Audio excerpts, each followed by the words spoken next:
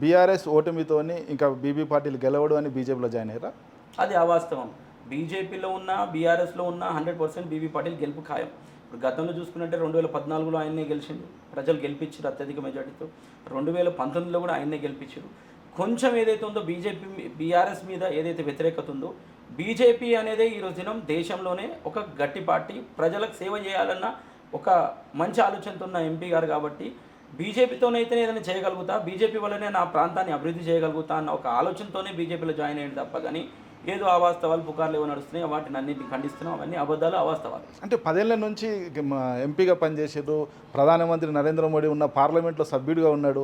ఈ 10 ఏళ్ల నుంచి అనిపించలేదా మోడీ ద్వారానే దేశానికి మంచి జరుగుతుందని? ఇప్పుడు ఏమైపోయిందంటే 2014 ఏదైతే టీఆర్ఎస్ పార్టీ మొదలైంది ఆ రోజు నుంచే 2014 నుంచే టీఆర్ఎస్ పార్టీ అనేది తెలంగాణలో ఒక ఊపు మీద ఉండే. సో ఆ రోజున తెలంగాణ పార్టీ గట్టిగా ఉంది కాబట్టి తెలంగాణలో మనమంటూ ఏదో చేయాలని ఉత్సాహంతో